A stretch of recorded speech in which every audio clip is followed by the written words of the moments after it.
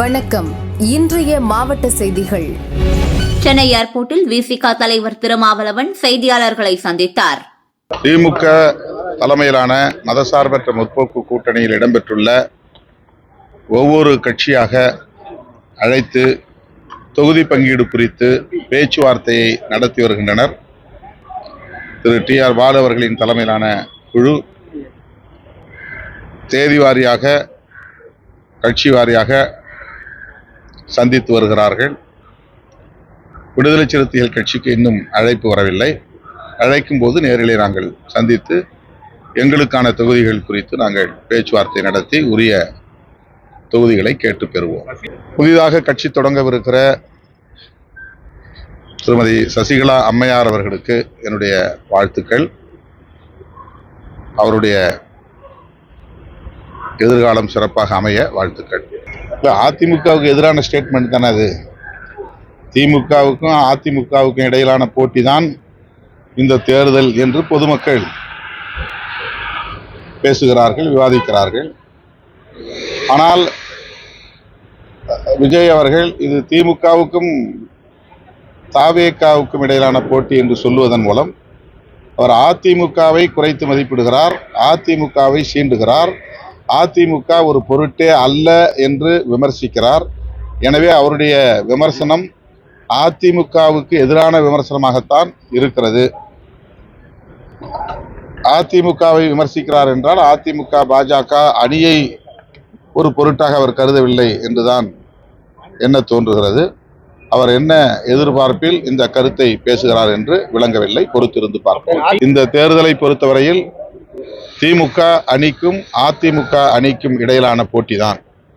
தமிழ்நாட்டை பொறுத்தவரையில் எப்போதுமே இருதுருவ போட்டிகளாகத்தான் தேர்தல்கள் நடந்திருக்கின்றன. இந்த தேர்தலும் அப்படித்தான் அமையவிருக்கிறது. அவர்கள் அதிமுக கூட்டணியில் இடம்பெற்றுள்ளார்கள். ஆகவே அதிமுகவினுடைய தலைவர்கள் எம்ஜிஆர், ஜெயலலிதா ஆகியோரை பற்றி பேசுவது அவர்களுக்கு ஒரு அரசியல் ஆதாயம் கிடைக்கும் என்ற நம்பிக்கைதான். இது இயல்பான ஒன்றுதான். இதிலே ஆச்சரியப்படுவதற்கு ஒன்றுமில்லை. எம்ஜிஆர், ஜெயலலிதா ஆகியோர் திராவிட இயக்க பாசறையில் வளர்ந்த தலைவர்கள், சமூக நீதிக்காக போராடிய தலைவர்கள். ஜெயலலிதா அம்மையார் வெளிப்படையாகவே மோடி எதிர்ப்பை உரத்து பேசியவர். இது எந்த காலத்திலும் அதிமுக பாஜகவோடு கூட்டு வைக்காது என்று அறிவிப்பு செய்தவர். ஆகவே பாஜகவுக்கும் அதிமுகவுக்கும் அடிப்படையிலே பெரிய வேறுபாடு இருக்கிறது, முரண்பாடு இருக்கிறது, இடைவெளி இருக்கிறது.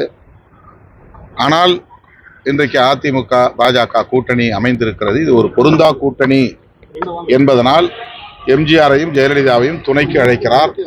வாக்குகளை சிதறவிடாமல் தங்களுக்கு சாதகமாக்கி கொள்ள வேண்டும் என்கிற அடிப்படையிலே பிரதமர் பேசுகிறார் என்று நான் நம்புகிறேன்.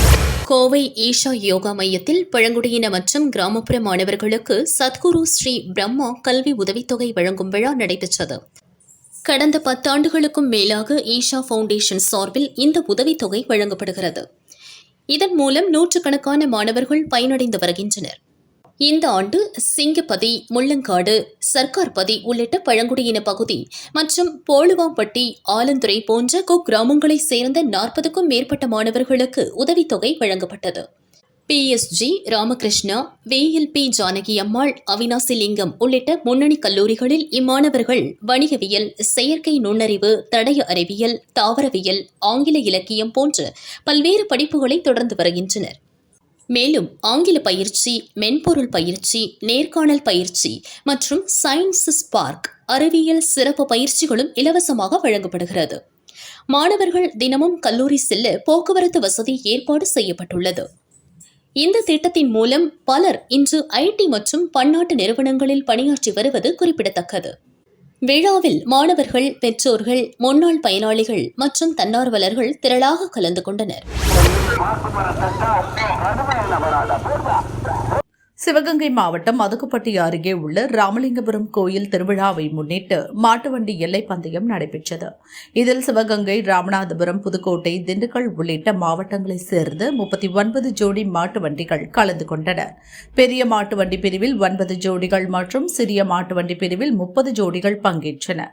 ராமலிங்கபுரம் ஒக்கூர் இடையே பெரிய மாட்டு பிரிவிற்கு 7 கிலோமீட்டர் தூரமும் சிறிய மாட்டு பிரிவிற்கு 5 கிலோமீட்டர் தூரமும் பந்தய எல்லையாக நிர்ணயிக்கப்பட்டது. போட்டியில் மாடுகள் ஒன்றை ஒன்று முந்தி சென்று பார்வையாளர்களை கவர்ந்தன. போட்டியில் முதல் 4 இடங்களை பிடித்து வெற்றி பெற்ற மாடுகளின் உரிமையாளர்களுக்கும் சாரதிகளுக்கும் பரிசுகள் வழங்கப்பட்டன. மாட்டுவண்டி எல்லை பந்தயத்தை ராமலிங்கபுரம், மதுகப்பட்டி, ஒக்கூர் மற்றும் சுற்றுவட்டார பகுதியில் இருந்து ஏராளமானோர் சாலைகளின் இரு புறங்களிலும் நின்று உற்சாகமாக கண்டுகளித்தனர்.